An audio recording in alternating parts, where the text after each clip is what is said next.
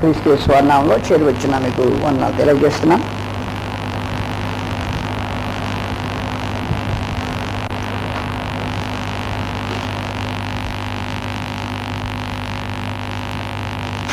లోకంలో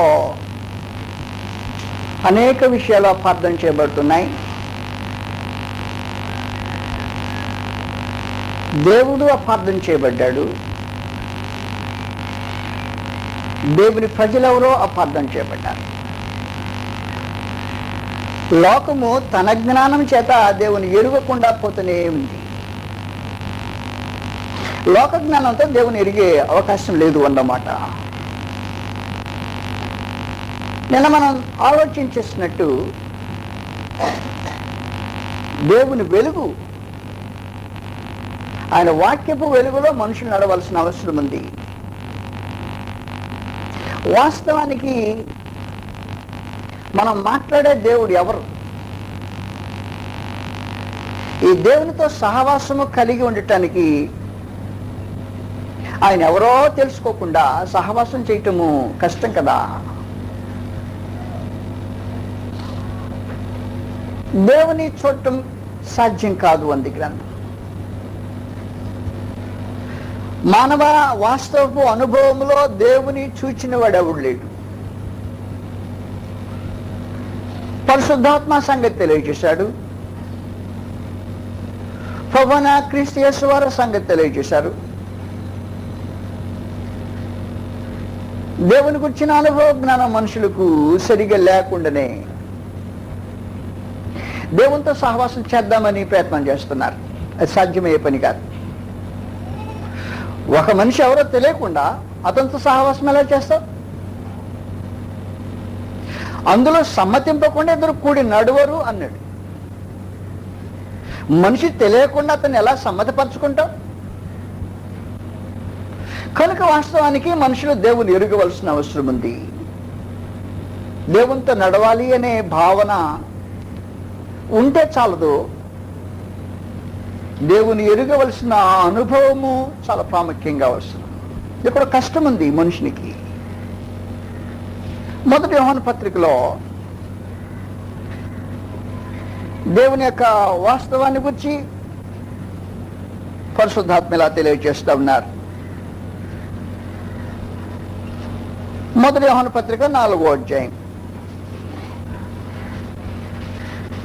4వ అధ్యాయంలో 12వ వచనము, ఏ మానవుడును దేవుని ఎప్పుడును చూచి ఉండలేదు. వాస్తవం, ఇది దైవ గ్రంథం యొక్క సత్యం. ఏ మానవుడును అంటే కనీసం ఆదాం కూడా చూడలేదనే కాదు. అసలు ఆదాము అంటే అర్థం ఏంటి? ఆదాము అంటే ఆది మానవుడు అని కదా అర్థం. ఆదాము అంటే మానవుడు అని అర్థం. మ్యాన్, మానవుడు. అతని పేరు మానవుడు అనే పేరు. అందుకంటే ఆదాం అనే హెబ్రీ భాష పదానికి తెలుగులో మనుషుడు అని అర్థం. అంతే. కనుక అతను ఆది మానవుడు కాదు, అతడే మానవుడు. వాస్తవానికి మహోన్నతులకు దేవుడు మనిషిని సృజించిన తర్వాత ఒకవేళ చూచే అవకాశం ఎవరికైనా ఉంటే భూమి మీద ఆదాముకు ఉండాలి. కానీ గ్రంథం అంటుంది, ఏ మానవుడు సంగతి అట్టు పెట్టి ఆది మానవుడు ఉన్నాడే ఆదాం, దేవుని చూచి ఉండలేదు అంటే ఆశ్చర్యంగా మీకు ఉండొచ్చు. కానీ పరిశుద్ధాత్మ అంటున్నట్టు, ఏ మానవుడును, రెండవది ఎప్పుడును దేవుని చూచి ఉండలేదు.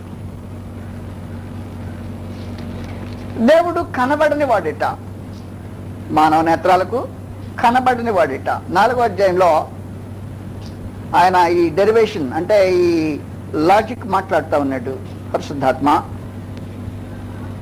20వ వచనం నుండి, ఎవడైనను నేను దేవుని ప్రేమించుచున్నాను అని చెప్పి తన సహోదరుని ద్వేషించిన ఎడల అతడు అబద్ధికుడగును, తాను చూచిన తన సహోదరుని ప్రేమింపనివాడు తాను చూడని దేవుని ప్రేమింపలేడు.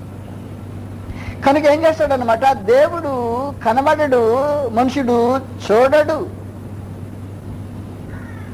ఈ భౌతికమైన నేత్రాల్లో భూమి జీవించినంత కాలం మనుషుడు దేవుని చూడకుండా పరిమితి చేయబడ్డాడు అన్నమాట. ఏ మానవుడును అంటే ఇంకా నువ్వు ఫలానా ఈయన ఆయన అని చెప్పక్కర్లా. ఎవడైనా చూశాను అని చెప్తేనే బైబిల్ అన్న అబద్ధం కావాలి, లేకపోతే చూసానని చెప్పిన వాళ్ళన్న అబద్ధికుడు కావాలి. మరి ఇది ఏది అబద్ధం అంటావు, నీ ఇష్టం మీదట వదిలిపెట్టేశా. అనేక మంది నేను దేవుని చూశానని చెప్పేవాళ్ళు ఉన్నారు. అప్పుడు బైబిల్ అబద్ధం అన్నమాట. బైబిల్ అబద్ధమైనట్టయితే ఇప్పుడు ఈ బైబిల్ పట్టుకోకూడదన్నమాట. అబద్ధాన్ని ఎందుకు నమ్మాలి?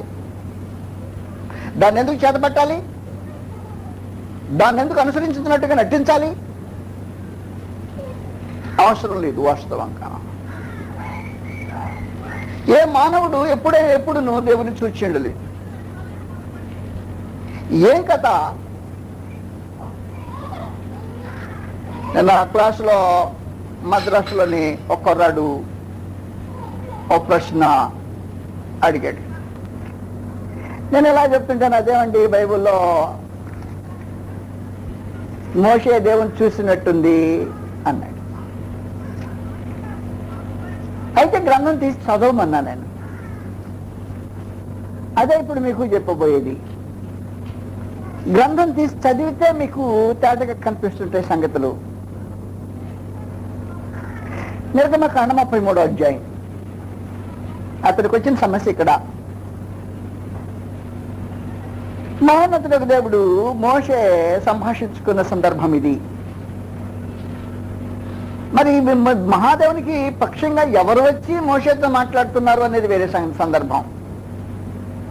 మహామహుడే నేరుగా వచ్చి మోషేతో మాట్లాడా, లేదు తన దూత ద్వారా ఈ కార్యక్రమాలు మోషేతో జరిగించాడా? 12వ వచనం నుండి, మోషే యెహోవాతో ఇట్లా నేను చూడుము, ఈ ప్రజలను తోడుకని పొమ్మని నీవు నాతో చెప్పుచున్నావు, గాని నాతో ఎవరిని పంపదవో అది నాకు తెలుపులేదు. నీవు నేను నీ పేరు పెట్టి నిన్ను ఎరిగి ఉన్నాననియు నా కటాక్షము నీకు కలిగినదనియు చెప్పితివి కదా, కాబట్టి నీ కటాక్షము నా ఎడల కలిగిన ఎడల, నీ కటాక్షము నా ఎడల కలుగునట్లుగా దయచేసి నీ మార్గమును నాకు తెలుపుము. అది మొదటి రిక్వెస్ట్, మొదటి మనవి ఏంటంటే, అయా నీ కటాక్షం కలిగితే నీ మార్గం నాకు తెలపండి మొట్టమొదటి. అప్పుడు నేను నిన్ను తెలుసుకుందును. దేవుని తెలుసుకోవాలంటే ఏం చేయాలి? దేవుని మార్గం తెలపాలి. దేవుడు తన మార్గం తెలిపితే ఆయన తెలుసుకోవడానికి అవకాశం ఉంటుంది అన్నమాట. చిత్తగించుము, ఈ జనము నీ ప్రజలే కదా అనెను. అందుకు ఆయన, నా సన్నిధి నీతో కూడా వచ్చును, నేను నీకు విశ్రాంతి కలుగు చేసేదనగా, మోషే నీ సన్నిధి నాతో రాని ఎడల ఇక్కడ నుండి మమ్మను తోడుకొని పోకుము. నా ఎడలను నీ ప్రజల ఎడలను నీకు కటాక్షము కలిగినదని దేని వలన తెలియబడును. నీవు మాతో వచ్చుట వలననే కదా. అట్లు మేము అనగా నేనును నీ ప్రజలను భూమి మీద ఉన్న సమస్త ప్రజలలో నుండి ప్రత్యేకింపబడుతుందని ఆయనతో చెప్పాను. కాక యెహోవా,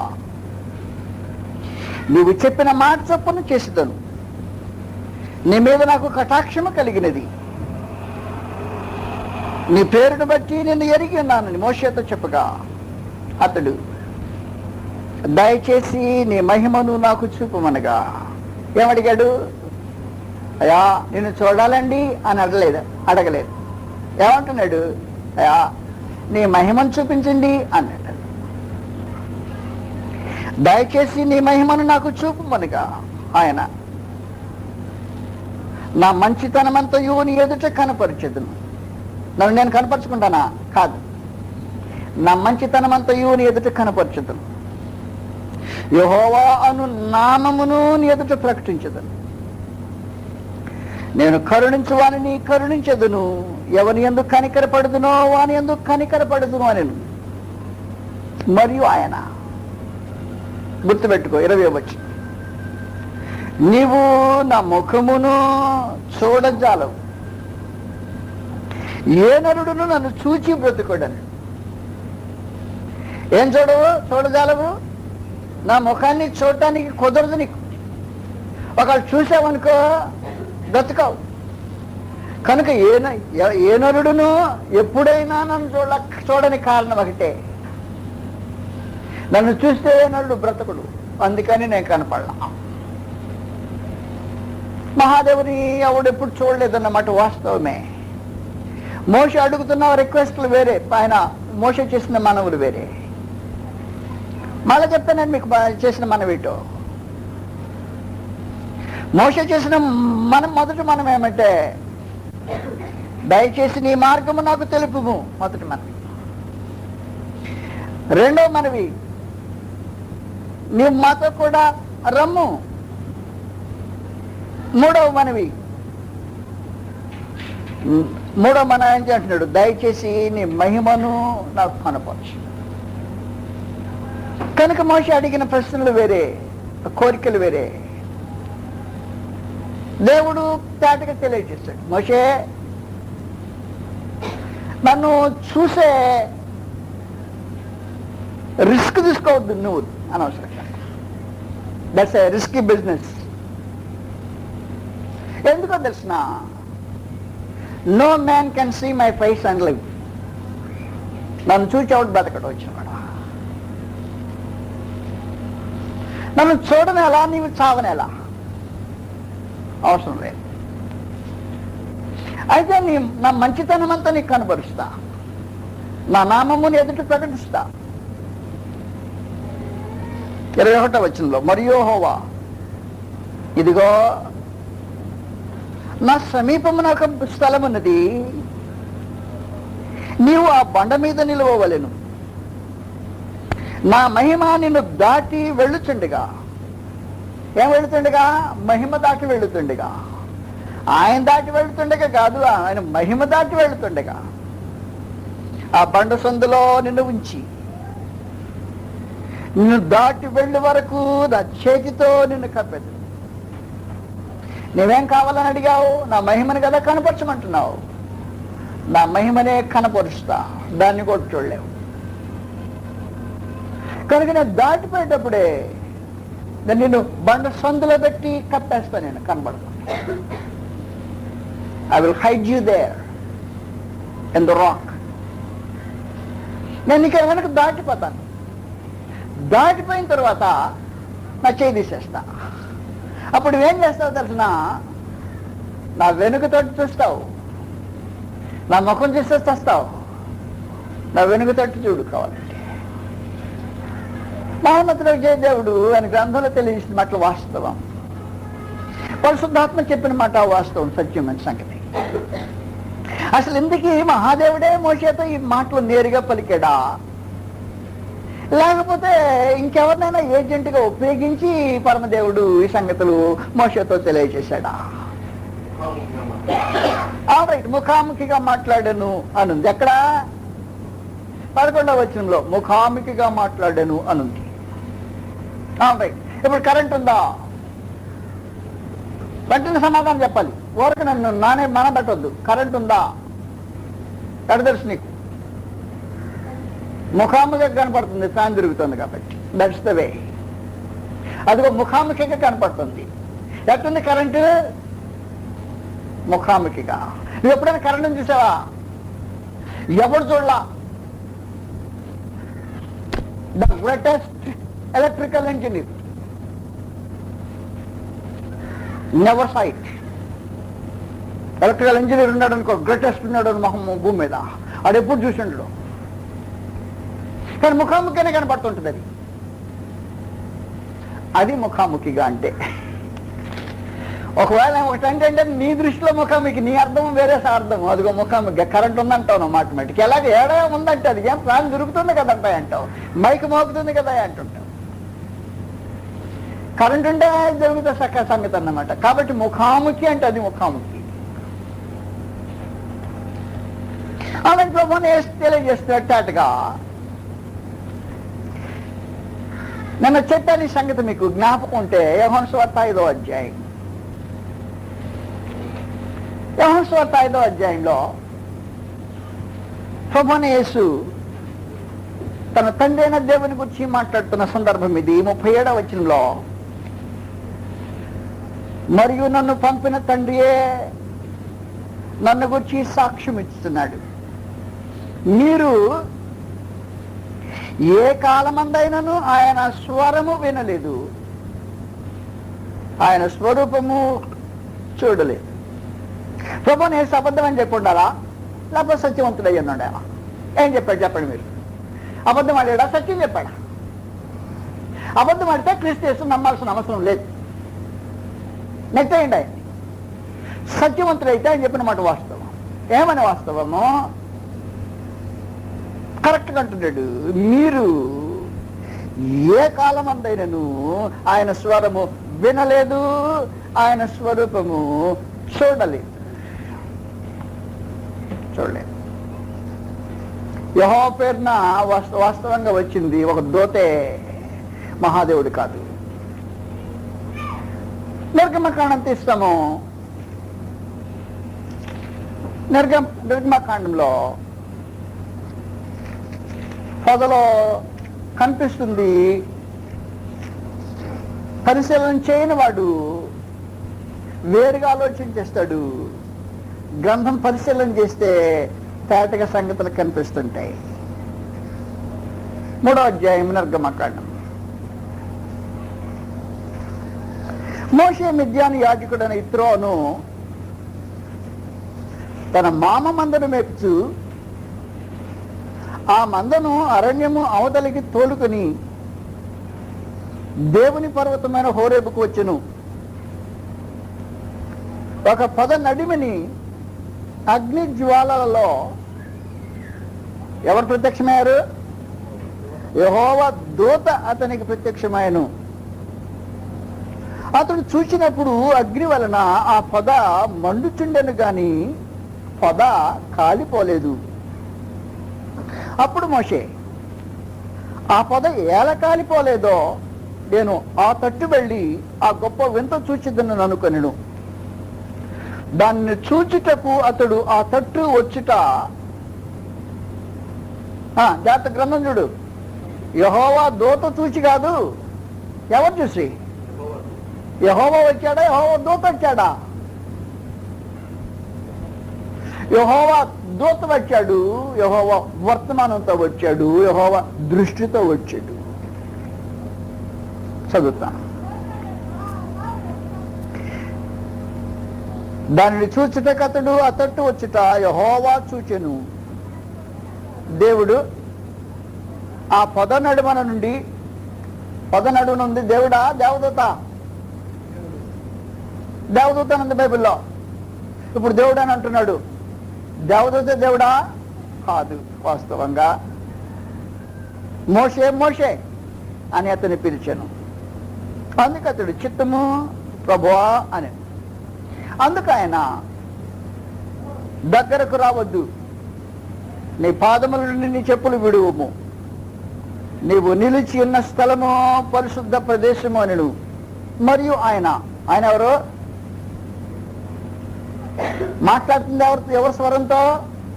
దూత స్వరంతో మాట్లాడుతున్న వారే. వర్తమానం ఎవరిది? యెహోవా వర్తమానం. వర్తమానమేమో దేవుంది, స్వరం ఎవరిది? దూతది. స్వరము దూతది, వర్తమానం మహాదేవునిది. ఇప్పుడు వర్తమానం ఎవరిది? దేవుంది. ఇప్పుడు స్వరం ఎవరిది? నాది.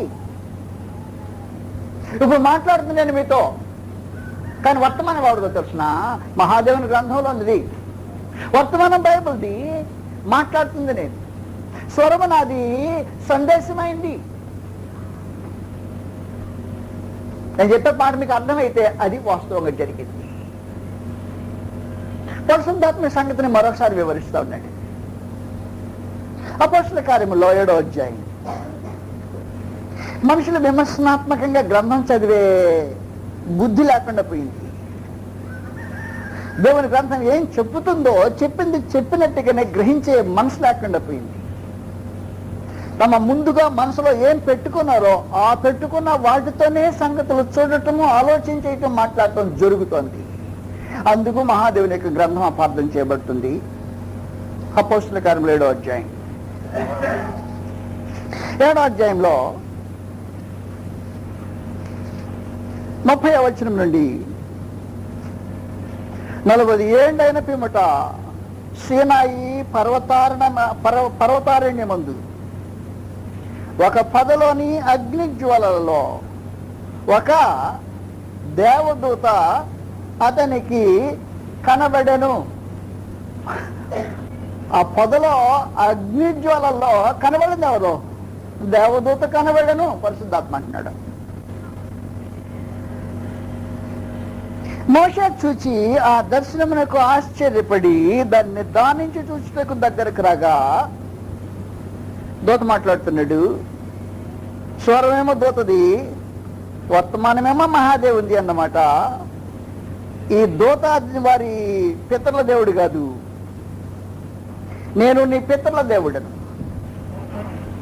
దూత, నీవేనా పితరుల దేవుడవు? ఆహా, ఇది నా స్వరము, అదే ఆయన సందేశం.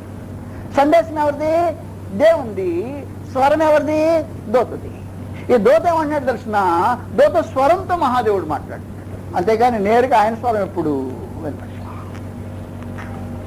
నేను నీ పితరుల దేవుడను, అబ్రహాము, ఇస్సాకు, యాకోబుల దేవుడను అని ప్రభు వాక్కు వినబడింది. వాక్కు ఎవరిది? ఆయనది. వినబడింది ఎవరి ద్వారా? దూత ద్వారా. గనుక మోషే వణికి నిదానించి చూచుటకు దిగింపలేదు. అందుకు ప్రభు యెహోవా చెప్పులు విప్పంది దూత కాదు, దూత యొక్క నోటితో మహాదేవుని సందేశం వినిపించబడుతుంది. అందుకు ప్రభు, నీ చెప్పులు విడువము, నీవు నిలిచిన చోటు పరిశుద్ధ భూమి, ఐగుప్తులోనున్న నా ప్రజల దురవస్థ నేను నిదానించి చూచితిని, వారి మూలుగు వింటిని, వారిని విడిపించుటకు దిగి వచ్చి ఉన్నాను. రమ్ము, నేను ఇప్పుడు నిన్ను ఐగుప్తునకు పంపుదునని అతనితో చెప్పాను. జాగ్రత్త గుర్తుపెట్టుకు 35వ వచనం మర్చిపోకూడదు. గ్రంథంలో రాయబడిన సంగతి ఇది. 35వ వచనం తిరిగి చదువుతున్నా. అధికారిని గాను తీర్పరిని గాను నిన్ను నియమించిన వాడెవడని వారు నిరాకరించిన ఈ మోషేను అతనికి పొదలో కనబడిన దేవదూత ద్వారా దేవుడు అధికారిని గాను విమోచకుని గాను నియమించి పంపెను. ఎవరి ద్వారా? దూత ద్వారా. ఎవరు చేశారు? దేవుడు అన్నమాట. కాబట్టి వినిపించిన స్వరము దూత స్వరము, వర్తమానము మహాదేవుని వర్తమానం. నేను చెప్తే మీకు అర్థమైతే క్రీస్తు ప్రభు చెప్పిన మాట వాస్తవం అన్నమాట. ఏమన్నాడంటే ఆయన స్వరము మీరు ఎప్పుడు వినలా. మరి ఇదేంటి? యెహోవా మాట్లాడుతున్నాడే, మాట్లాడుతున్నాడు. ఎవరి ద్వారా మాట్లాడుతున్నాడు? దూత ద్వారా మాట్లాడుతున్నాడు. మహాదేవుని యొక్క వర్తమానము దూత నోటి గుండా అనుగ్రహించబడుతుంది. వినబడుతున్న స్వరము దేవదూత స్వరము, చెప్పే వర్తమానము మహాదేవుని యొక్క వర్తమానం. అందుకే చెప్పాడు అక్కడ, అధికారిని గారు తీర్పరిని గారు నిన్ను నియమించిన వాడెవడని వారు నిరాకరించిన ఈ మోషేను. జాగ్రత్త గుర్తుపెట్టుకో. మళ్ళా అతనికి పొదలో కనబడిన దేవదూత ద్వారా దేవుడు అధికారిని గాను విమోచకుని గాను నియమించి పంపాను. నియమించింది దేవుడు. ఎవరి ద్వారా నియమించాడంటే దేవదూత ద్వారా. మాట్లాడింది దేవుడు. ఎవరి ద్వారా మాట్లాడాడంటే దేవదూత ద్వారా. తిప్పుతుంది. మనకు ఉన్నది కరెంటు, కానీ కరెంట్ ఏం చేస్తుంది తెలిసిన? ఫ్యాన్ తిప్పుతా ఉంది. ఆ తిప్పుతుంటే మనకేం కనపడుతుంది తెలిసిన? అది కానీ కరెంటు అని కనపడుతుంది. కరెంట్ ఎప్పుడన్నా చూసావా? చూడలా. అది కనపడేది కదా, దాని స్వభావమే కనపడే స్వభావం కాదు. అనేక సార్లు చెప్పేవాళ్ళు. ఎవడైనా సరే అది కరెంట్ ఎలాగుందో కళ్ళతో చూద్దామంటే కనబడతాం, లైట్ వెలిగించుకోవచ్చు నువ్వు కావాలంటే. అలా అది ఏం పని చేస్తుందో కావాలంటే మోటార్ తిప్పుకోవచ్చు, లేకపోతే మైక్రోఫోన్ మాట్లాడించుకోవచ్చు, లేకపోతే మండించుకొని పొయ్యి వెలిగించుకోవచ్చు, లేకపోతే అగ్నిగా కాకుండానే వేడిగా ఇస్త్రీ పెట్టి ఉపయోగించుకోవచ్చు. కరెంట్ ఉంది, కరెంట్ ఉంది, కరెంట్ ఉంది. వాస్తవం ఇన్ని రూపాయలకి అది ప్రత్యక్షం అవుతుంటుంది. కానీ నేరుగా అదే ఏమో అని తాకి చూద్దామని ఒకళ్ళు అనుకుంటే ఒక టన్ను దానికి కనబడాలి. That's what it is, that's electricity.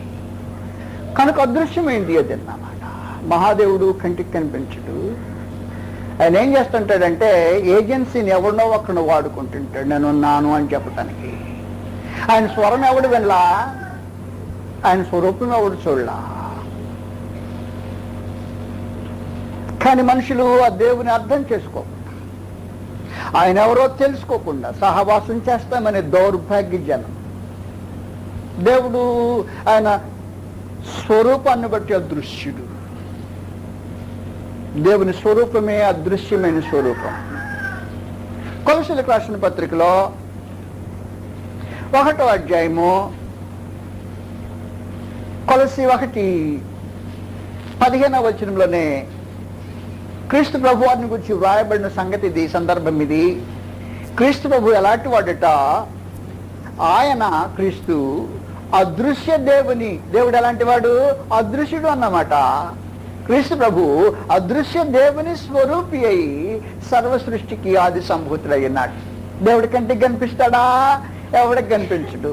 కనిపించాడని చెప్పేవాడు ఎవడన్నమాట, అబద్ధికుడు అన్నమాట. అంటే దేవుడు ఎవడో వాడికి మెత్త.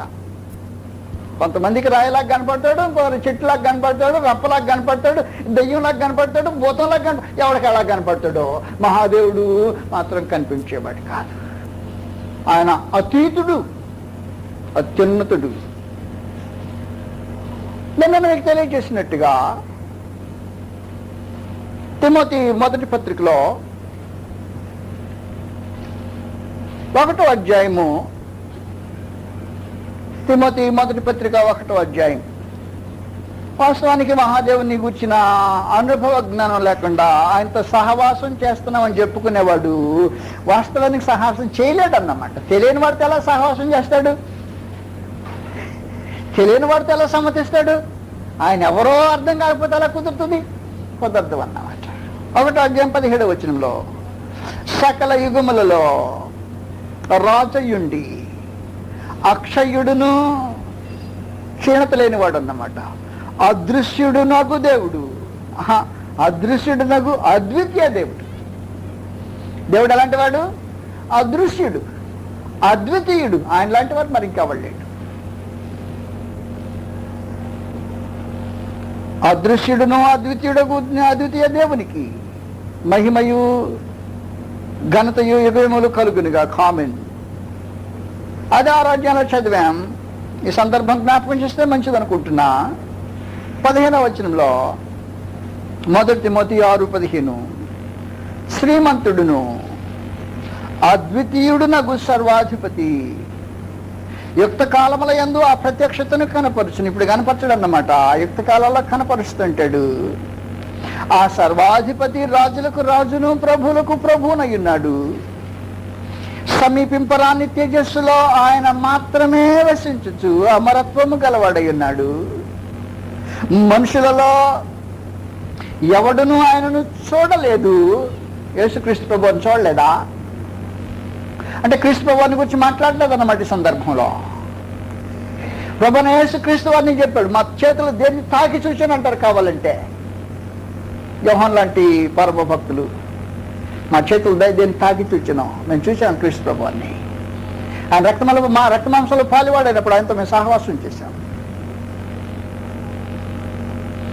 కనుక ప్రభువుని యేసుని చూడలేదు కాదు సంగతి, ఇది ఎవరు చూడలేదన్న సంగతి అన్నమాట. మనుషులలో ఎవడును ఆయన చూడలేదు, ఎవడును చూడ నేరడు. ఆయనకు ఘనతయు శాశ్వతమైన ప్రభావము కలుగుండును కాక. ఆమేన్.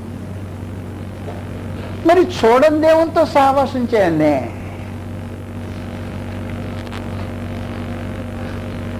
యాకోబు వంశస్థులారా, మనం యెహోవా వెలుగులో నడుచుకుందాం రండి. యాకోబు వంశస్థులు యెహోవా వెలుగులో నడుచుకోవడానికి పిలువబడితే ఆయన ఎవరో, ఆ మహాదేవుడు ఎవరో తెలియకుండా నడిచే అవకాశం ఉంటుంది. ఈయన అదృశ్యుడు గనుక ఒకే మార్గం అట ఆయన తెలుసుకోవటానికి. హెబ్రీయులకు 11వ అధ్యాయంలో 6వ వచనం మీకు కంటతో వచ్చిన అనుకుంటున్నా.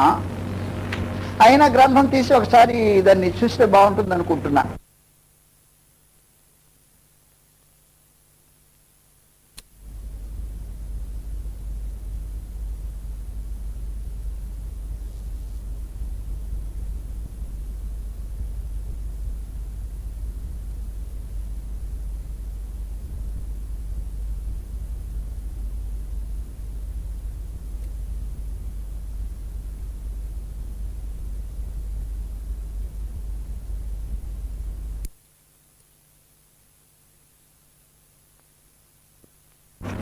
హెబ్రీయులకు 11వ అధ్యాయము 6వ వచనం.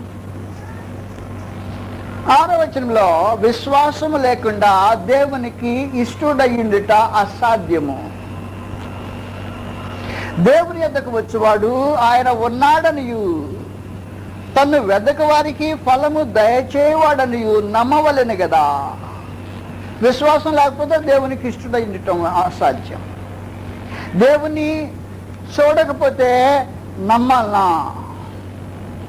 దేవుని చూడకపోతే నమ్మాలనా? ఇది ఇప్పుడు నా ప్రశ్న. దేవుని చూడకుండానే నమ్మాలనా? దేవుని చూడకుండా నమ్మటం సాధ్యమవుతుందా? హెబ్రీయులకు 10-11వ అధ్యాయంలో ఉన్నాం. తిరిగి 27వ వచనం చదవబోతున్నా. విశ్వాసం ఉంటే దేవుని టచ్ చేస్తుంది అన్నమాట.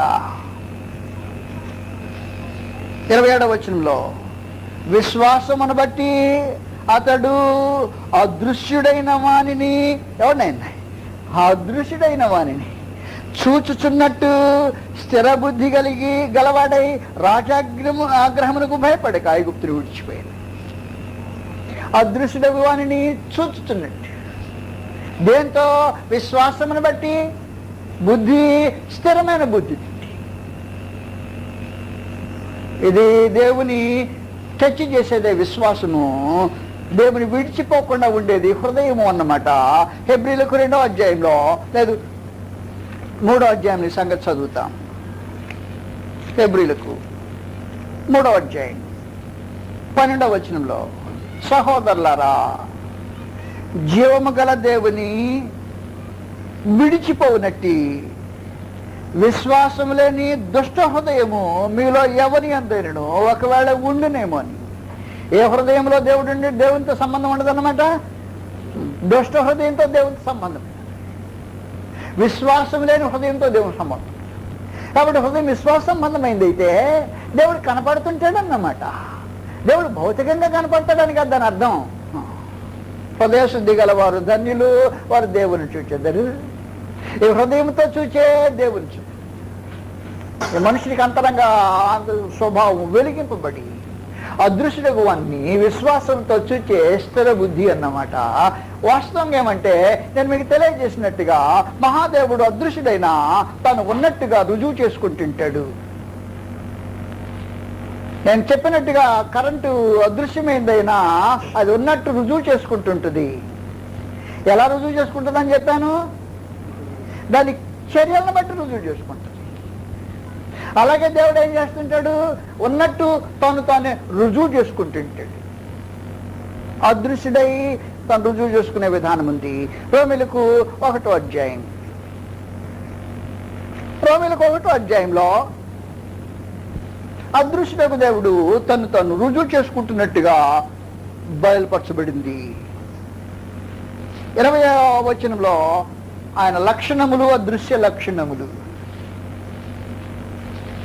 ఆయన అదృశ్య లక్షణములు అనగా ఆయన నిత్యశక్తియు దేవత్వం. ఆ నిత్యశక్తి దేవత్వం ఎలాంటిది అన్నమాట? అదృశ్యమైనవి. ఎలా తెలుస్తాయి మనకి? జగదుత్పత్తి మొదలుకొని సృజింపబడిన వస్తువులను ఆలోచించటం వల్ల తేటపడుచున్నవి కనుక. జగదుత్పత్తి మొదలుకొని సృజింపబడిన వస్తువును ఆలోచించేయటం. ఫ్యాన్ ఎలా తిరుగుతుంది? కరెంట్ ఉంటే తిరుగుతుంది. లైట్ ఎలా మంటుంది? ఎలక్ట్రిసిటీతో మంటుంది. స్పీకర్ ఎలా మోగుతుంది? కరెంట్తో మంటుంది. వగైరా సంగతులు అదృశ్యమైనవి దేంతో తెలుస్తున్నది అనమాట? చర్యల వల్ల తెలుస్తున్నట్టు. అసలు పెద్ద మీరేదో మనగాళ్ళు అనుకుంటున్నారు, కానీ నేను ప్రశ్న అడుగుతాను. ఇప్పుడు నువ్వు ఎప్పుడైనా ఎవరికైనా కనపడ్డావా? నీవు ఎప్పుడైనా ఎవరికైనా కనపడ్డావా? కనపడ్డావా లేదా? ఏ నోరు మూసుకోవటం అవసరం ఏమి? కనబడే ఛాన్సులు లేవు. నువ్వు ఎప్పుడైనా నీ లోపల నుంచి బయటికి రా, చూద్దాం. నువ్వు ప్రక్కకు వచ్చి ఇదిగో నేను ఇట్ట నా శరీరం ఎట్టని వేరు చేసి చూపించు కావాలంటే చెప్పలేదు. మనుషుడు దేవుని స్వరూపం అందు చేయబడ్డవాడు. దేవుడు అదృశ్య స్వరూపి, నరుడు కూడా అదృశ్యుడే. ఏం పెద్ద విచిత్రంగా ఆలోచన చేయాల్సిన అవసరం దేవుని గురించి? ఆలోచన చేయాల్సిన అవసరం. అదెట్టండి కనబడిన నమ్మేది? కనబడినవాడిని ఎట్ట నమ్ముతావా?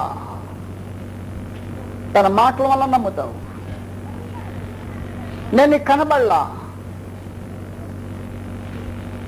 వస్తానని కపూర్ చేశా. కపూర్ చేసినాక మీ ఇంటికాడ నుంచి ఇక్కడ మీ స్థానిక సంఘం నుంచి ఉత్తరం వచ్చింది, మేమేం వస్తున్నాము అని. మేమేం వస్తున్నాం అనేటప్పటికీ నేను వస్తానని చెప్పేనే వాళ్లే వస్తున్నారంటే నా వర్తమానం అక్కడ అందలేదన్నమాట అనుకున్నాను. అప్పుడు వర్తమానం అందితే ఏమన్నమాట? నమ్మేవాళ్ళు అన్నమాట. నన్ను చూసి నమ్మారా?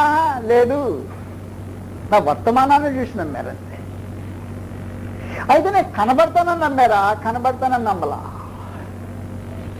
మీరు చూసేదంతా నేను అనేక సార్లు మీకు తెలియజేసినట్టు నా దేహాన్ని మాత్రమే. ఇది నా శరీరం. శరీరము మనిషి పోలిక. నేను అంతరంగ పురుషుడున్నాడే దేవుని స్వరూపం. దేవుడు అదృశ్యుడు అంటే నీకు ఆశ్చర్యంగా ఉండినే, నీవు అదృశ్యుడు కదా? నువ్వెవరికి కనపడ్డావు? నువ్వు మోసం చేసి మాట్లాడినప్పుడు నువ్వు పక్కనుండే వాడికి, నువ్వు మాటలు వింటున్న వాడికి కనపడ్డావా? నువ్వు అబద్ధాలు పలికినప్పుడు నువ్వు అబద్ధకుడు అని తెలుసుకోవడానికి నువ్వు ప్రత్యక్షమైతే అది తెలుసుకునేవాడే కదా. నువ్వు మోసగించినప్పుడు నీ వ్యక్తిత్వం సరిగ్గా తెలుసుంటే నేను అర్థం చేసుకునేవాడే కదా. నువ్వు ఒక్కడవై ఉండి మరొక్కడిలాగా నటన చేసి మాట్లాడేవే, ఆ రోజు నువ్వు అదృశ్యుడివై తప్పించుకుని పోయావు. దృశ్యమైతే ఏం చేసేవాడు అన్నమాట? అబద్ధం మాట్లాడారు, కొట్టేవాడు అనమాట. మోసం చేస్తారు, తన్నేవాడు అన్నమాట. కనుక నీవే అదృశ్యుడవై తప్పుకొని తిరుగుతుంటే నిన్ను అర్థం చేసుకోవడానికి, నీ మాటల వలన నీ చర్యల వలన అర్థం చేసుకోవడానికి అవకాశం ఉంటే, తన పోలికలో చేయబడ్డ నీవే అదృష్టుడైతే, నిన్ను చేసిన దేవుడు అదృష్టుడు అంటానికి ఆశ్చర్యం ఏం లేదు. మహాదేవుడు ఆదిలో తెలియచేసిన రోజున మన స్వరూపమందు మన పోలిక చూపున నరులను చేయటం. కనుక నీ స్వరూపము అదృశ్యమైన స్వరూపమే, ఆశ్చర్యం లేదు. గొప్ప డాక్టర్ ఉన్నాడు అనుకో, ఒకవేళ కనీసం నిన్ను అర్థం చేసుకోలేకపోతే నీ ప్రాణాన్ని కూడా అతను అర్థం చేసుకోలేడు. ప్రాణం ఉంది దేహంలో, ఉన్న ప్రాణాన్ని పోకుండా కాపాడటానికి ప్రయత్నం చేస్తాడు. గది పోయేటప్పుడు కనీసం చూడ్డు. ఉన్నప్పుడైనా తన జ్ఞానవంతుడితో పాటు ప్రాణాన్ని చూడగలుగుతాడా అంటే ప్రాణాన్ని చూడలేడు. ప్రాణం ఉందని చెప్పడానికి ఏం చేస్తాడు తెలుసు? నాడు చూస్తాడు. అంటే ఏమన్నమాట? ప్రాణం ఉందని చెప్పడానికి నాడు కొట్టుకుంటుంది అన్నమాట. లేదు, ప్రాణం ఉందని చెప్పడానికి గుండె కొట్టుకుంటుంది అన్నమాట. అంతేగాని ప్రాణం ఉందని అతనికి ఎలా తెలుసును? మహామేధావి అనుకో, ఈ భూమి మీద అదనే గొప్ప డాక్టర్ అనుకో, ప్రాణం ఉందని అతనికి ఎలా తెలుసును? అవి ఉంటేనే తెలుసు, లేకపోతే లేదు. కనుక అందువలన మహాదేవుడు ఆయన అదృశ్యుడంటే నీకు ఆశ్చర్యం అయితే, నీవే అదృశ్యుడుగా ఉన్నప్పుడు నీ సంగతి ఏమి? తన పోలికందు చేయబడిన నరుడే అదృశ్యుడైనప్పుడు దేవుడు అదృశ్యుడై ఉన్నాడు అన్నమాట ఆశ్చర్యం లేదు. నిన్ను నేను నమ్మాలంటే నీ మాట వల్లనే, దేవుని నమ్మాలంటే ఆయన మాట వల్లనే, నీ ప్రాణం ఉంది లేకపోతే నీ ఉన్నావని తెలుసుకోవడానికి చర్యల వల్లనే, అలాగే అదృశ్యులకు దేవుడు ఉన్నాడని తెలుసుకోవడానికి ఆయన చర్యల వల్లనే. జగదుత్పత్తి మొదలుకొని సృజింపబడిన వస్తువును ఆలోచన చేస్తుంటే ఆ వస్తువులు యొక్క అమరికను బట్టి, విధానాన్ని బట్టి, అవి నిర్మించబడిన పద్ధతిని బట్టి, ఉన్న తీరును బట్టి మహాదేవుడు ఉన్నాడు అంటున్నాయి. ప్రాణముందా? నాడాడుతుంది, గుండె కొట్టుకుంటుంది. ప్రాణం ఉందా లేదా, ఎట్టుంది తెలియలా, దాని చర్య వల్లనే తెలుస్తుంది. నేను గొప్ప డాక్టర్నే, చర్య వలన తెలుస్తుంది అంటాడు. అందువలన అదృశ్యమైనవి ఉన్నాయని నువ్వు నోరు మూసుకొని అంగీకరించాల్సిన అవసరం ఉంది. దేవుడు అదృశ్యుడు. అదృశ్య దేవుని తెలుసుకోకుండా ఆయనతో సహవాసం చేసే అవకాశం ఉంది. అదృశ్యుడు దేవుడు తన చర్యల వలన తను బయలుపరుచుకుంటుంటాడు. నువ్వు విశ్వాసం వల్ల దాన్ని అంగీకరించబోతుంటావు. నేను వస్తానని చెప్పాను అనుకోండి, దేనివల్ల నన్ను అంగీకరించావు? నా మాటలను బట్టి అంగీకరించావు. మనిషిని తన మాటలను బట్టి అంగీకరించినప్పుడు మహాదేవుని ఆయన మాటలను బట్టి అంగీకరించాల్సిన అవసరం లేదా? తప్పకుండా ఉంది. అందువల్ల పిలిచేది ఏంటంటే, యాకోబు వంశస్థులారా, మనం యెహోవా వెలుగులో నడుచుకుందుకు రండి. దేన్ని బట్టి అంటేను ఆయన మాటను బట్టి, ఆయన వాక్యమును బట్టి. ఆయన వాక్యమును బట్టి ఆయన వెలుగులో నడుచుకోవటమే తప్ప, ఆయన వాక్యం లేకుండా ఆయన వెలుగులో నడవటానికి మనిషినికి వేరే మార్గమే లేదు వాస్తవానికి. అందువల్ల దేవుని గురించిన అనుభవ జ్ఞానం లేకుండా, ఆయన ఎవరో తెలియకుండా ఆయనతో సహవాసం చేయటము సాధ్యమైన కార్యక్రమం కాదు. ఆయనతో కూడి నడవటము సాధ్యమైన కార్యక్రమం కాదు. దేవుని గురించి గ్రంథంలో ఇంకా అనేక సంగతులు ఉన్నాయి. మహాదేవుడు తన గురించి తాను బయలుపరుచుకున్న విధానం ఉంది.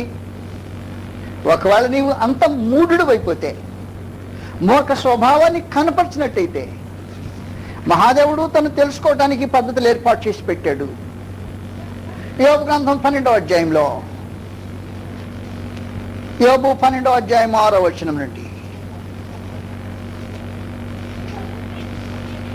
దోపిడిగాండ్రు కాపురములు వర్ధిల్లును,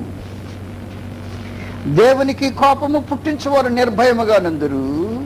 వారు ఎవరాళ్ళు? దేవుని కోపం పుట్టించేవారు తమ బాహుబలమే తమకు దేవుడు అనుకొందురు.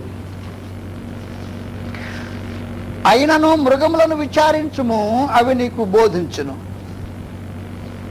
ఆకాశ పక్షులను విచారించుము, అవి నీకు తెలియచేయును. భూమిని గూర్చి ధ్యానించిన ఎడల అది నీకు బోధించును. సముద్రంలోని చేపలను నీకు దాన్ని వివరించును. వీటన్నిటిని బట్టి యోచించుకుని ఎడల ఏం చేయాలి? యోచించాలి. వీటన్నిటిని బట్టి యోచించుకుని ఎడల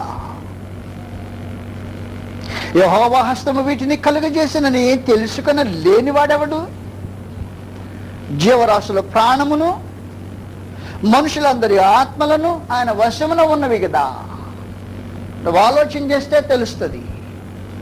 ఆలోచన చేయకుండా ఊరకనే నీ బాహుబలము నీకు దేవుడు అనుకునే మూర్ఖ స్వభావంతో అయితే వేరే సంగతి. వీటన్నిటిని బట్టి ఆలోచించుకుని యెహోవా హస్తము వీటిని కలుగు చేయలేదని తెలుసుకోలేని వాడేవాడు, కలుగు చేసినని తెలుసుకోలేని వాడేవాడు. జీవరాశుల ప్రాణము మనుషులందరి ఆత్మలు ఆయన వశంలో ఉన్నాయి. మహోన్నతులకు దేవునికి సర్వ సృష్టి లోబడింది. ఆయన చిత్తం చొప్పున జరిగిస్తుంది. సృష్టి అన్న మాట దాటిపోకుండా ఉంది. కీర్తన గ్రంథంలో ఆయన సృష్టి ఆయన స్వాధీనంలో ఉండి కార్యక్రమాలు కొనసాగిస్తుందిట. 148వ కీర్తనలు 148. యెహోవాను స్తుతించుడి, ఆకాశవాసులారా యెహోవాను స్తుతించుడి, ఉన్నత స్థలముల నివాసులారా ఆయన్ను స్తుతించుడి, ఆయన దూతలారా మీరందరూ ఆయన్ను స్తుతించుడి, ఆయన సైన్యములారా మీరందరూ ఆయనను స్తుతించుడి, సూర్యచంద్రులారా ఆయనను స్తుతించుడి, కాంతిగల నక్షత్రములారా మీరందరూ ఆయనను స్తుతించుడి, పరమాకాశములారా ఆకాశము క్రింద జలములారా ఆయనను స్తుతించుడి. యెహోవా ఆజ్ఞయ్యగా అవి పుట్టెను, అవి యెహోవా నామమును స్తుతించును గాక. ఆయన వాటిని నిత్య స్థాయువులుగా స్థిరపరిచున్నాడు, ఆయన వాటి కట్టడలను నియమించెను, ఏది దాన్ని అతిక్రమింపదు. ఏం చేశాడు? ఆయన కట్టడలు ఏర్పాటు చేశాడు, అవి అతిక్రమించవు. అతిక్రమించేవాడు ఎవడో తెలిసిన? మనుషుడే.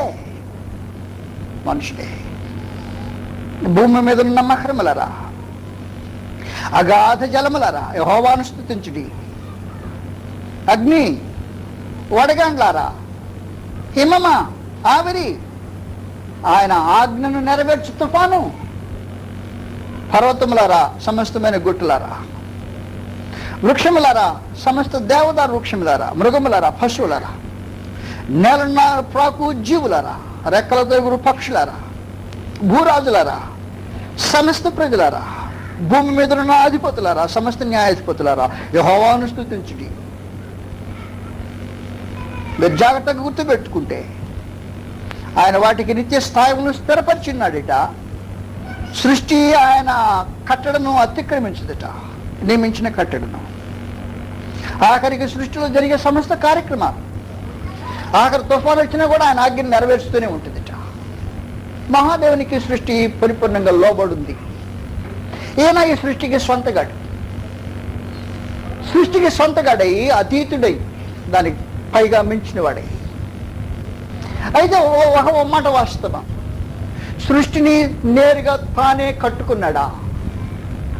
సృష్టిని దేవుడు తానే నిర్మించుకున్నాడా? లేకపోతే సృష్టిని దేవుని కొరకు ఎవరైనా నిర్మించారా? లేకపోతే ఆయన కట్టుకున్నాడా? నేను ఇందాక మనం మాట్లాడినప్పుడు మోషే దగ్గర యెహోవా మాట్లాడినప్పుడు ఆయన నేరుగా మాట్లాడాడు అన్నారు మీరు. కానీ ఎవరు మాట్లాడారు? ఈ దూత ద్వారా ఆయన మాట్లాడాడు. నేరుగా ఆయనే మాట్లాడా? కాదు, వర్తమానం దూతకు ఇచ్చాడు. దూత ఆయన పేరట వర్తమానం ప్రకటన చేశాడు. ఇప్పుడు సృష్టికి ఆయన సొంతగాడు మహాదేవుడు, కానీ సృష్టిని ఆయనే కట్టుకున్నాడా? లేకపోతే సృష్టిని దేవుని కొరకు ఎవరైనా కట్టిన వారు ఉన్నారా? సృష్టిని దేవుని కొరకు కట్టిన వేరే ఆయన ఉన్నాడు. మహోన్నతులకు దేవుడు తానే సృష్టిని తన చేతితో నిర్మాణం చేసుకోవాలా? ఈ నిర్మాణం చేయడానికి దేవుని దగ్గర మరొక ఆయన ఉన్నాడు, ఆయన యేసుక్రీస్తు ప్రభు. ఆదియందు భూమికి పునాదులు వేసిన వాడు ఆయన. హెబ్రీలకు రాసిన పత్రికలో, హెబ్రీలకు రాసిన పత్రిక 1వ అధ్యాయం. కనుక నేను మీకు తెలియజేసే సంగతి ఏమంటే, దేవుడు ఈ కార్యములన్నీ చేసిన వాడు వేరే, దేవుడు తన వర్తమానం తెలియచేసిన వ్యక్తులు వేరే.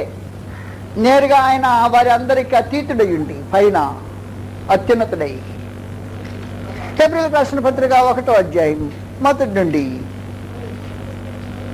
పూర్వకాలము నానా సమయంలో నానా విధములుగా ప్రవక్తల ద్వారా మన పితరులతో మాట్లాడిన దేవుడు అదిగో ఈ దినముల అంతమందు తన కుమారుని ద్వారా మాట్లాడుతుంటాడు. ఒకప్పుడు దేవదూతలతో ద్వారా మాట్లాడాడు మోషేకు, ఆ తర్వాత పితరులకు ప్రవక్తల ద్వారా మాట్లాడాడు. కొత్త నిబంధన కాలంలో కుమారుని ద్వారా మాట్లాడుతున్నాడు. ఆయన స్వరము ఎవరో ఒక ఏజెన్సీ ద్వారా వినపడుతుంది, కానీ నేరుగా ఆయన స్వరము వినబడదు అన్నమాట. ఆయన స్వరూపము ఏదో ఒక రూపంగా కనిపిస్తుంది, కానీ నేరుగా ఆయన్నే చూడటానికి అవకాశం ఉండదు అనమాట. ఆయన అదృశ్యుడు. కింద చదువుతూ అక్కడ ఉంటే అసలు సంగతితో వాస్తవంగా బయలుపరచబడుతుంటుంది. 3వ వచనంలో ఆయన క్రీస్తు ప్రభు దేవుని కుమారుడు, ఆయన దేవుని మహిమ యొక్క తేజస్సును, ఆయన తత్వం యొక్క మూర్తివంతమునయుండి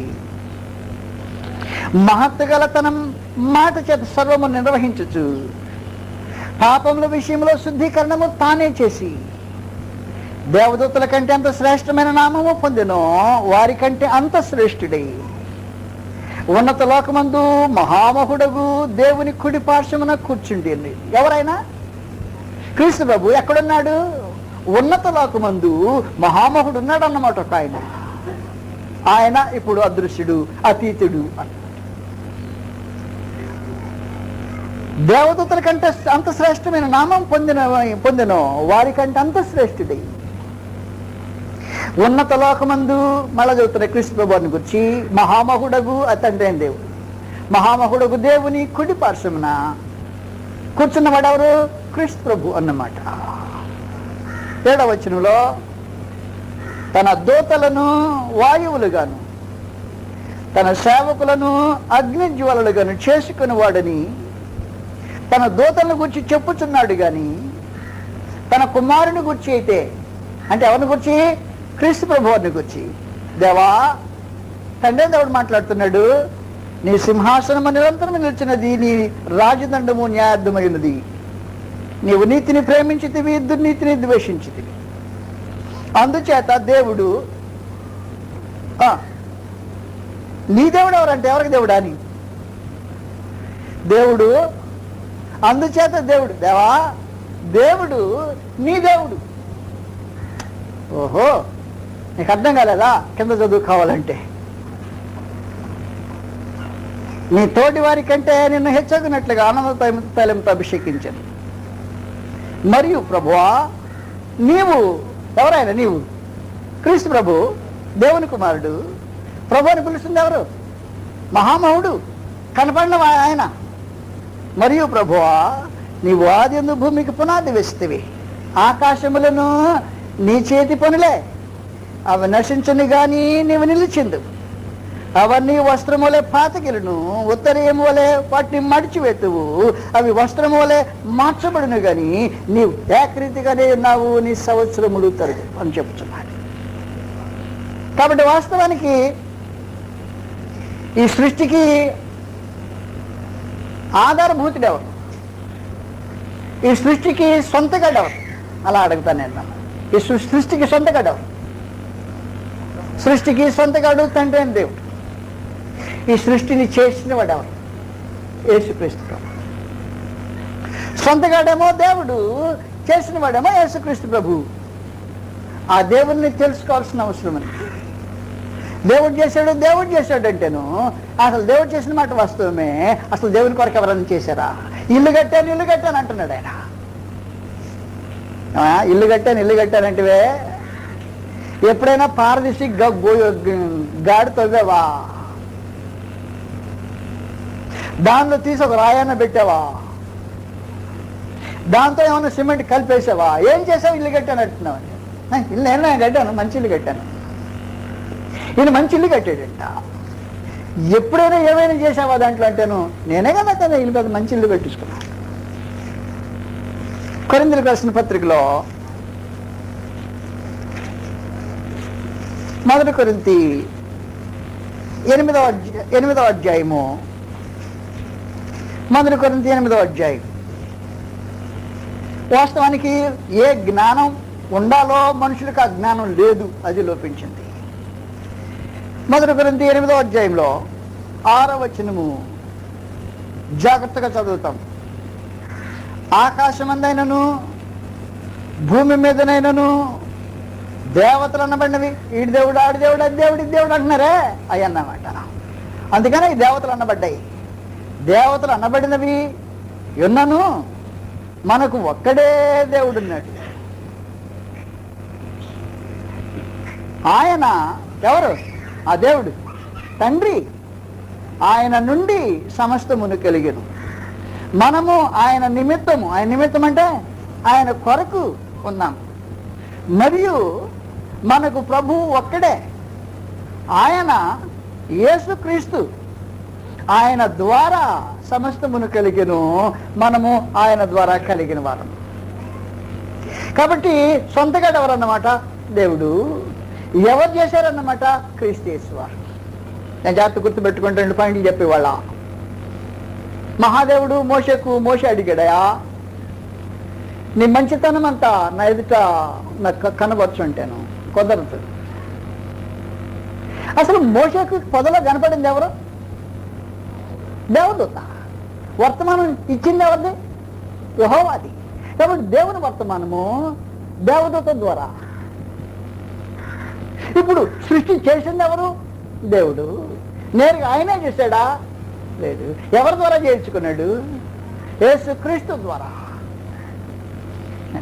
కాబట్టి మహాదేవుడు తానే మాట్లాడినా, సృష్టి చేసిన ఎవరో ఒకరి ద్వారా మాట్లాడింది. ఒకప్పుడు దేవదూతల ద్వారా, ఆ తర్వాత ప్రవక్తల ద్వారా, ఆ తర్వాత కుమారుని ద్వారా మాట్లాడిన విధానం. సృష్టికర్త ఆయనే. నేను చేశాను అంటాడు. కరెక్ట్, నేను చేసిన మాట. అసలు వాస్తవానికి నిర్మాణకుడు ఎవరు? యేసుక్రీస్తు. అక్కడ చెప్తున్నాడు, అయితే అందరిలో ఈ జ్ఞానము లేదు. ఆ దేవుడు ఎవరో తెలియకుండా ఆయనతో నిస్సహవాసం కలిగి ఉండే అవకాశం లేదన్నమాట. కూర్చిన జ్ఞానం లేకుండా ఆయన వెలుగులో నడవటం చాలా కష్టమైపోతుంటది. మీరు యాకోబు వంశస్థులు అయి ఉండగలిగితే, యాకోబు వంశస్థులరా, మనం యెహోవా వెలుగులో నడుతాము రండి అని మిమ్మల్ని పిలిస్తేనే ఆయన ఎవరో వాస్తవం. ఆయన కార్యములేమో, ఆయన చర్యలు ఎలాగ జరుగుతుంటాయో, ఆయన సృష్టికర్త అన్నమాట వాస్తవం. కానీ ఆయనే చేశాడా? దేవుడు మోషేతో మాట్లాడిన మాట వాస్తవం, కానీ నేరుగా ఆయనే పలికాడా? మీరు ఈ సంగతులు అర్థం చేసుకుంటే, దేవుడు అదృశ్యుడు, సమీపింపరాని తేజస్సులో ఆయన మాత్రమే వసిస్తుంటాడు, అమరత్వం కలిగి ఉంటాడు. మనుషులు ఎవరు చూడలేదు, ఎవరు చూడనేరరు అనే మాట వాస్తవమై. ఎవడని నేను దేవుని చూచాను అని చెప్పే వాడు అబద్ధికుడై, దేవుడు మానవ దృష్టికి అతీతుడై, కేవలం విశ్వాసం ద్వారా మాత్రమే సంధి చేయబడిన వాడై. ఆయన వెలుగులో నడుచుకోవాలంటే కేవలం ఆయన వాక్య ప్రకారమే నడుచుకునేవారు ఉండాల్సిన అవసరం ఉంది. ఆ దేవుని గురించిన సరైన అవగాహన లేకుండా దేవునితో సహవాసం చేయటమో, ఆయన వెలుగులో నడవటమో కుదరదు అన్నమాట. ఆత్మస్వరూపి అనంతవాసి అందుకో నా స్తుతి, సన్నుతింతు నీ కీర్తి. ఆత్మస్వరూపి అనంతవాసి అందుకో నా స్తుతి, సన్నుతింతు నీ కీర్తి. నీ సుతుని బోలి నేను జీవింప, నిత్యత్వమందే నీ సంకల్పమాయ. నీ సుతుని పోలి నేను జీవింప, నిత్యత్వమందే నీ సంకల్పమాయ. నీ రూపమీచి నన్ను నిర్మించితివి, అందుకే నేను పాడేదం నీ ఘన నామ కీర్తి. నీ రూపమీచి నన్ను నిర్మించితివి, అందుకే నేను పాడేదం నీ ఘన నామ కీర్తి. ఆత్మస్వరూపి అనంతవాసి అందుకో నా స్తుతి, సన్నుతింతు నీ కీర్తి. నేను పడి చెడినప్పుడు నన్ను ఎడబాయక, నీ సుతుని పంపి వెనక్కి రక్షించితివి.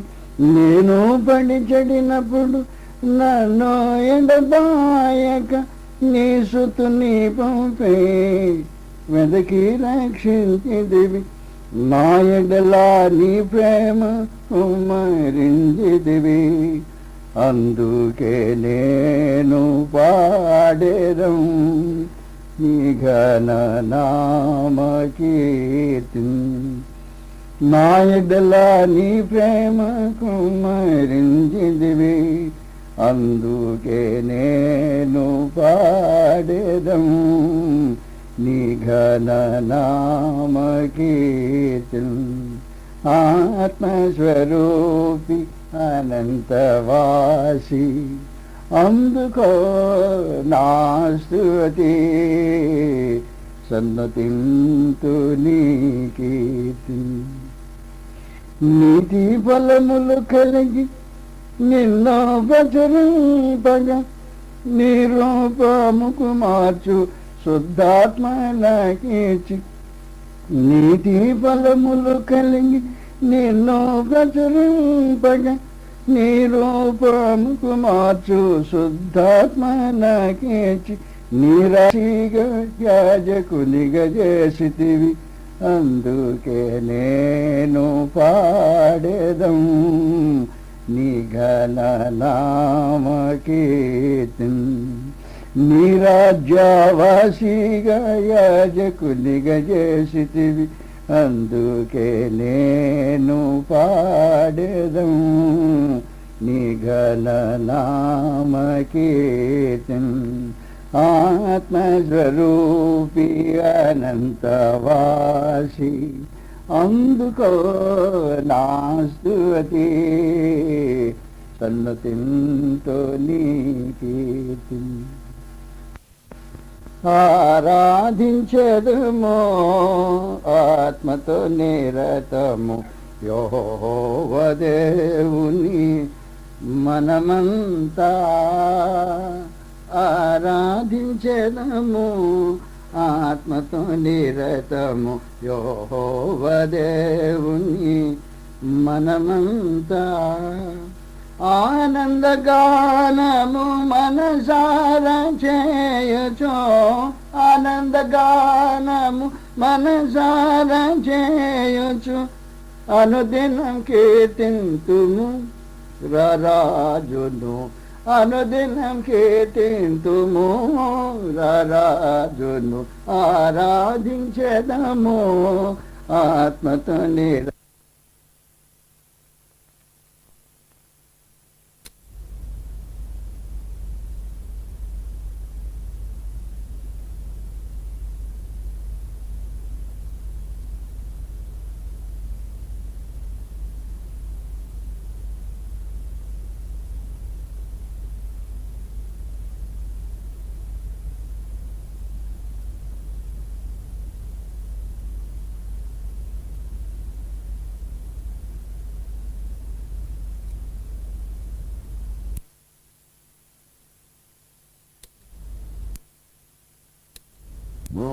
అనుదినం కీర్తింతుము రాజును.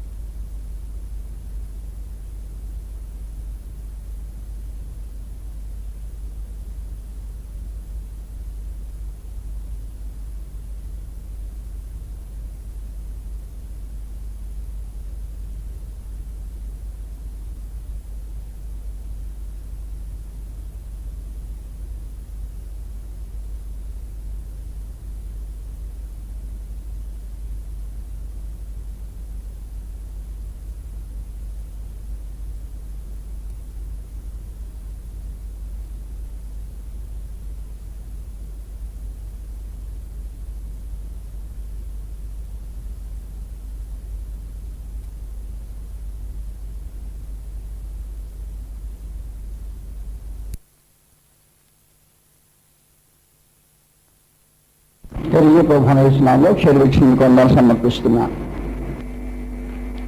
భగవద్గీత మానవ